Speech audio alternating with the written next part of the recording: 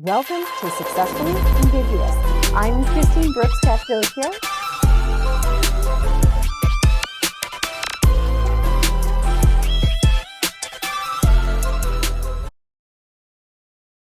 You've done some really interesting projects along the way.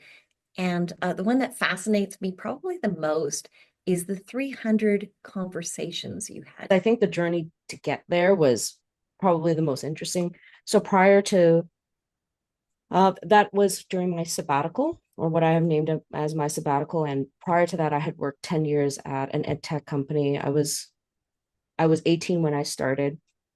So I was working in ed tech company, and it fascinated me so much because prior to that, I was in business school. I was studying to be an accountant. And I very quickly found out within like year two of my undergrad that this was not the career path for me. So I decided to go into entrepreneurship or work along people who were more entrepreneur minded. So I was working in a startup. We were growing the business, and I had worked there for 10 years. It was a fantastic place to learn and grow. But one of the biggest challenges in the latter half of that career there was really understanding where I wanted to go afterwards and not having that sort of direction. And also that coincided with the pandemic, where the only thing I had left was really like my job and a lot of free time. And I basically burned out magnificently, where I was in the middle of a one-on-one with my boss at that time for other reasons, just a normal one-on-one. And I just felt the burnout so badly that I had kindly requested if it was okay for me to resign. My boss was very kind at the time. Like he was fantastic. He said, take the time that you need. And then he asked me, like, what are you going to do now? And I said, I didn't know. So I had taken a 6 month sabbatical. I really had no idea what I wanted to do. I knew I didn't want to find a job right away. But the only thing that fascinated me, because I had lived a very driven type A classical life of, being a high achiever, I was like, what I've never done with somebody? I've never had a conversation with somebody with absolutely no agenda. That was scary.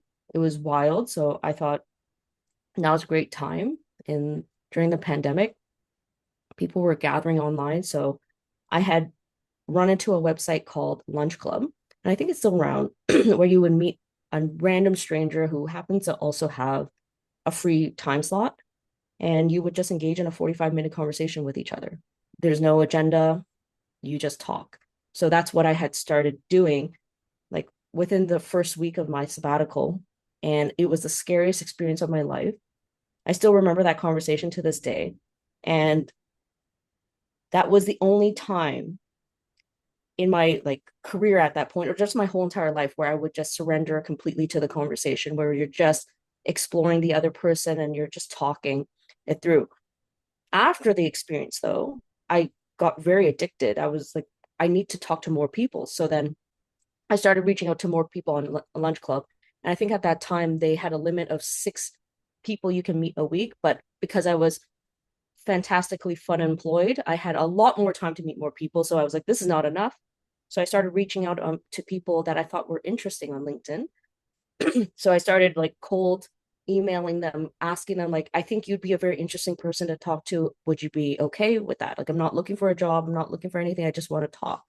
And surprisingly, quite a few people said yes. So then cue the next 6 months of my sabbatical, where I was actually just talking to people, connecting them with them on many different topics. It was a very therapeutic session, and it really helped me recenter from that burnout in a very fantastic way.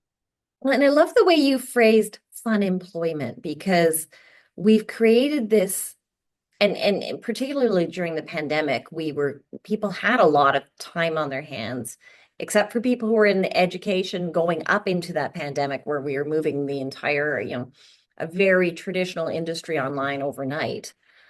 The phrase fun employment gives you some permission to embrace it and enjoy. There's some benefits that come with not being tied to a job all day, right? And we sometimes, the way we phrase things in our society makes people feel bad about what is a learning experience and a growth experience. And the other thing I really think is interesting about that is that during the pandemic, where so many people found themselves in a very unhealthy way, cut off from society, you embraced society and weren't afraid to ask strangers for a chat, which is something all of our listeners should learn how to do, right? So much of building the success you want around you in your career, in your regular life, is not being afraid to ask for what you want or need. What was the most interesting thing you learned from your conversations?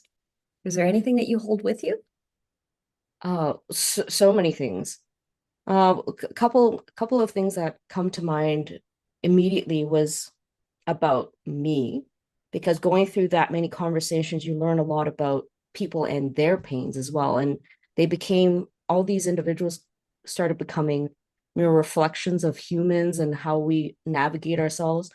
One thing, which was a very cool experience for myself, was when I had met somebody, and this person was a high-ranking executive at a tech company. And I just noticed the background of his video was something familiar, and I had asked, and it turns out we were neighbors.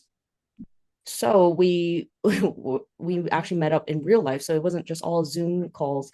We met up in real life. We went out for a hike through the trail nearby, and I was talking and reflecting about my life. And then one of the things he said to me always stuck to me, which was, you're very hard on yourself.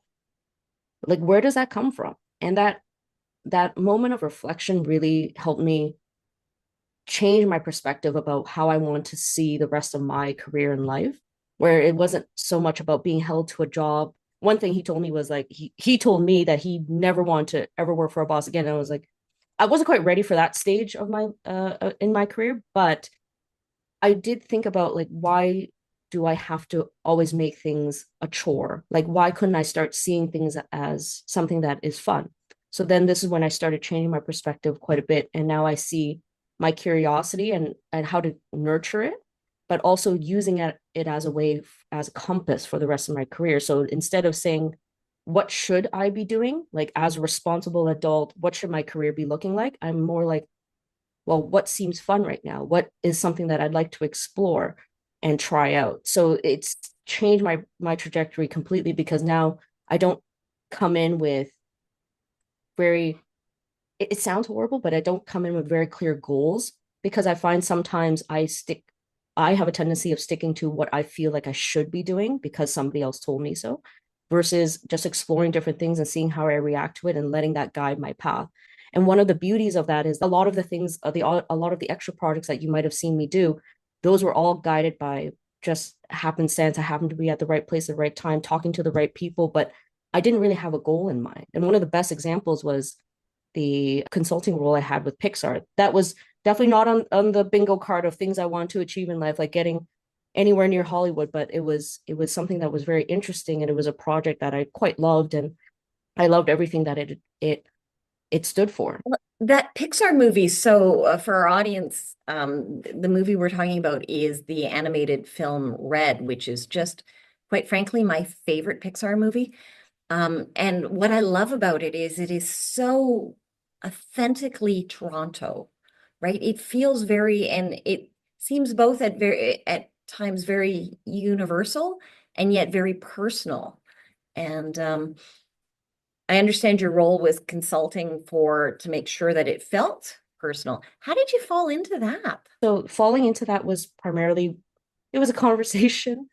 Somebody had asked, like, if I knew anything about specifically the culture. So Turning Red is a movie about a Chinese girl growing up in Toronto, but specifically a Taishanese girl. So they were looking for somebody with Taishanese who could speak to the Taishanese experience of growing up in Toronto.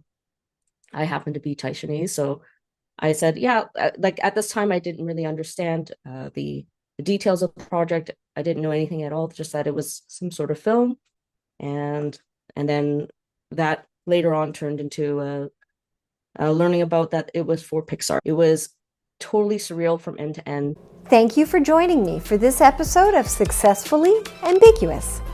Be sure and subscribe to us on YouTube and listen to us on Apple and Spotify. If you've got career questions, be sure to email me at successfullyambiguous@yorku.ca. Don't forget, when opportunity knocks, be ready to answer.